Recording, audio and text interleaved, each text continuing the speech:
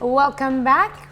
This morning we have Michelle Hansford and Jack Alvestead joining us to talk about something that not many four-staters may be aware of, the history of the Jefferson Highway and a big event coming this weekend to the four states. Thank you so much for coming in this morning. Thank you. You know, we were just talking during the break, a lot of people talk about the historic Route 66, but there's a history of a highway system that runs north and south as well. Well, that's right. The auto trails, which the Jefferson Highway is one of many, many auto trails. When automobiles started to become more popular, there weren't roads. I mean, probably farm to market roads. And so the whole idea of getting good roads, hopefully drivable 365 days a year, that was one of the nicknames, was the business of local areas, whether that was local government. It was not the federal highway providing your roads, your early roads. And so groups and businessmen would come together to make these highways possible, and the Jefferson Highway is one of those, running from Winnipeg, Canada, to New Orleans, Louisiana. And in this area, it went through Kansas and Missouri in the region. It was originally thought whoever got the best surfaced roads done the soonest would get the designation. In the end, they gave it to both Kansas and Missouri.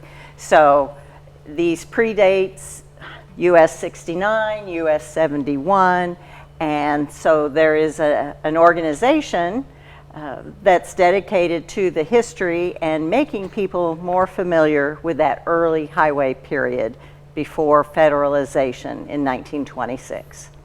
So if we talk about the region that goes through the four states, what communities are connected by the Jefferson Highway?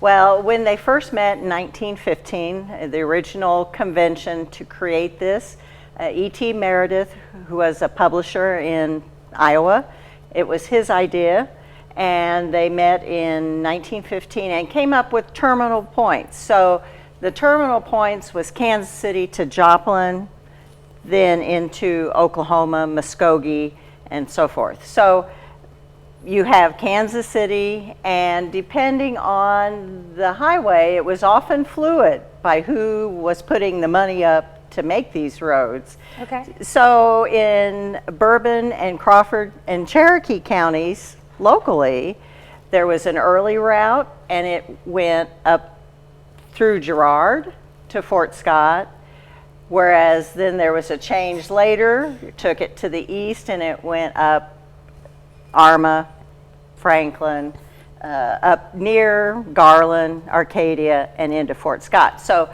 it was very fluid, depending on who was putting up the money. Where the money was. That's right. That's okay. right. Yeah. We could sit and talk about the history all day, but if you want to learn more about it, there's a big event going on this weekend where you can do just that, and I'm pretty sure you've got the details for us. Right. We're having a parade of cars this Saturday, June 4th, and we're going to start at the Meadowbrook Mall. The parade will start at 11 a.m. and we'll go straight up Broadway through Pittsburgh, through the downtown district. We're going to turn on 15th Street and go through Lincoln Park and out to the bypass, and then we'll go north from there, and we'll go up US 69 highway through the Franklin and Arma areas before we do a circle there and turn around and come back through. We're going to wind up at the Crawford County Historical Museum out on the bypass, and in the afternoon the association is going to have a lot of activities out there. The Rolling Nostalgia Car Club will have a cruise in from 1 to 4 p.m. Out there where local enthusiasts can come out and show off their cars. And there's some other activities that will be out there. Roger Bell, the Jefferson Highway Association president, will give a presentation out there at 2 p.m. So there's a lot of activities going on out there at the Crawford County Historical Museum in the afternoon that will cap off the parade of cars that starts at 11 a.m.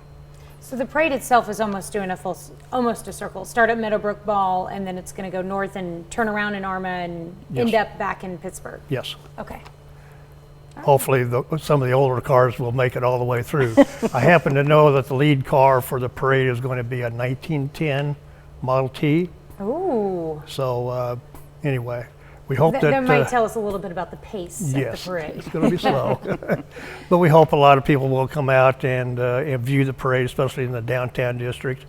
And anybody that owns a vintage or antique automobile, they're quite welcome to come out to the mall. We're going to start staging at about 9 o'clock in the morning at the mall.